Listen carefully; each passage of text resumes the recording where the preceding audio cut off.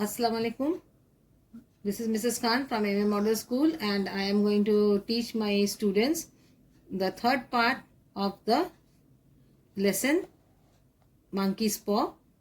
So I'll begin with page 131 and I will continue the story from there. Previously, the Major Morris, Sergeant Major Morris had given them.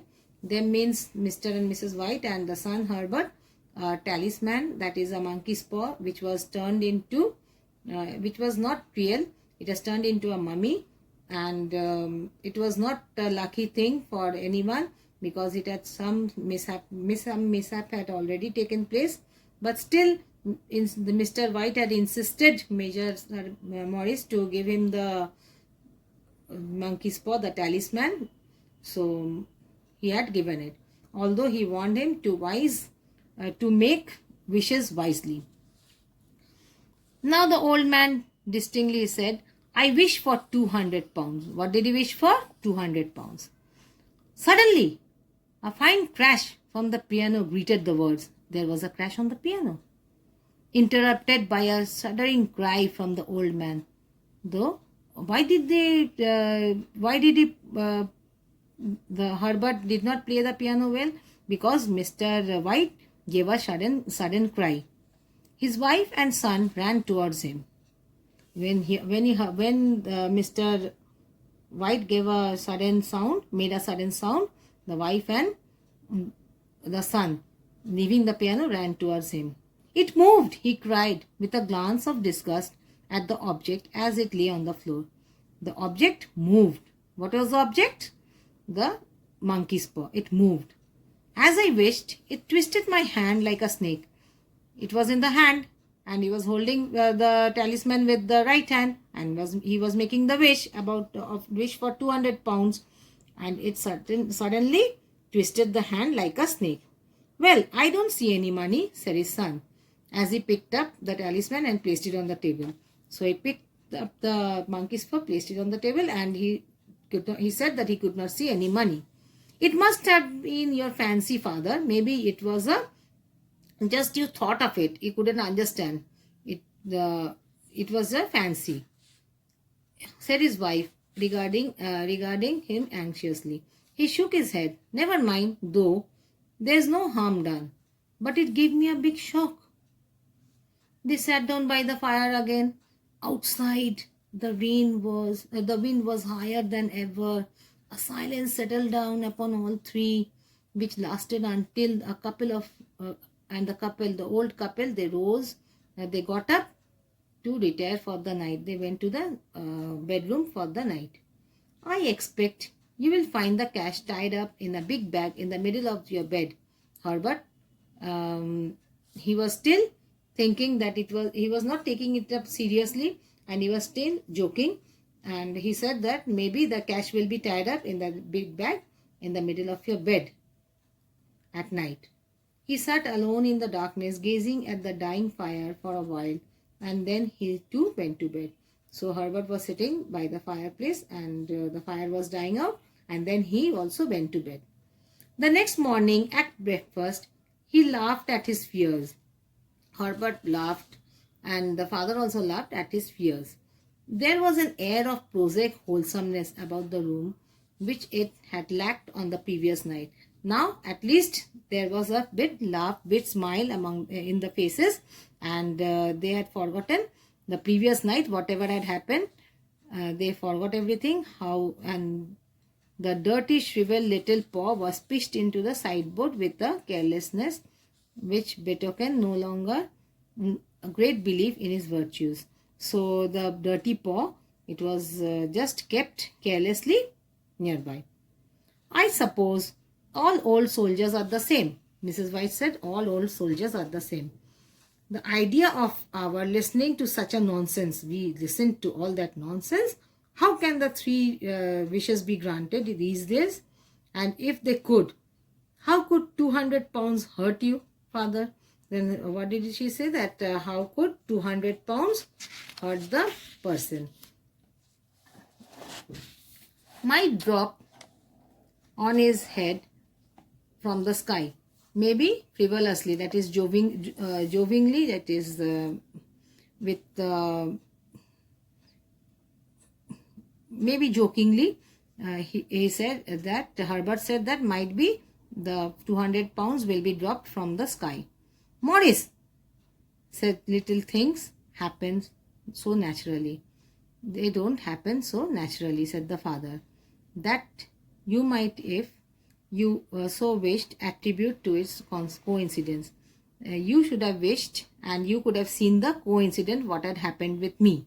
That is, the hand was twisted. Well, don't break into the money before I come back, said Herbert as he rose from the table. As he was getting out from the table, he said that if you get the money, don't break into the money before I come back. I'm afraid it will turn you into a mean man and we shall have to disown you. There may be 200 pounds when you will get, you will become mean of yourself, you will become selfish and you will disown us.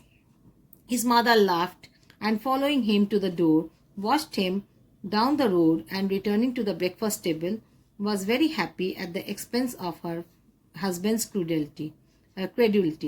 So his Herbert's mother, she laughed and she followed Herbert to the door, and she then came back to the breakfast table. All of which did not prevent her from scurrying to the door at the postman's knock to find only that the post had brought the tailor's bill. She thought that the tailor's bill had been brought by the postman. There was a knock at the door. Herbert will have some more of his funny remarks, I expect, when he comes home. She said that maybe Herbert, when we will come home from his job, he will tell you some or funny remarks. I dare say, said Mr. White, but the thing moved in my hand. You all are not believing me, but that talisman, it moved in my hand, and I will swear too. That means I am promising. I promise that it moved in my hand. His wife made no reply. She was watching the mysterious movements of the man outside. The wife was watching a mysterious man who was moving outside. 3 times he paused at the gate. 3 times that man who was outside and Mrs. White was watching from inside. That man came to the gate. But 3 times again he went back. But the 4th time he flung open the gate and he walked in up to the path. Mrs. White brought the stranger, who seemed ill at ease. He was feeling very uneasy, into the room. Mrs. White brought the stranger into the room. He gazed at her furtively. He was very nervous to say something, but he gazed at Mrs. White. She then waited patiently for him to broach his business. She then wanted the person who had come inside to tell her about the business, why he had come there.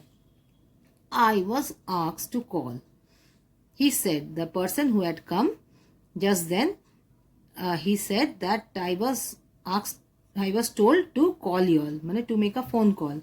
I come from Moore and Meggins. And the person said that he was coming from Moore and Meggins company. Is anything the matter? She asked breathlessly. She became very frightened. She couldn't breathe properly. So she asked, is anything there? Anything has been taken place? Has anything happened to Herbert? What is it? So that means Herbert was working in Moore and Meggins. Okay. And that person had come from Moore and Meggins. So naturally she could understand maybe something has happened to Herbert. Her husband interposed. Her husband came and said something. There, mother, he said hastily. Sit down and don't jump into conclusions.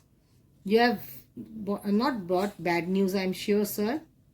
So he said that don't take any conclusions. I hope you have not brought any type of bad news. I am sorry, he began. The visitor who had come then, he said that I am sorry. Is he hurt? The mother asked wildly. The visitor bowed in assent. He became very cool.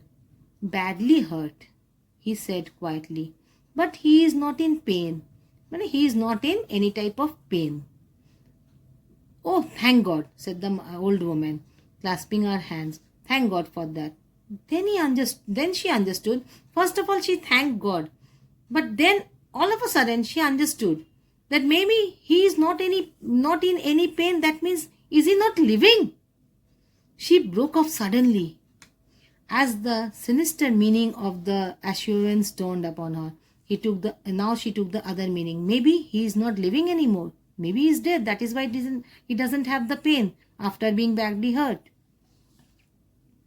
She broke off suddenly, and there was a long silence in the room.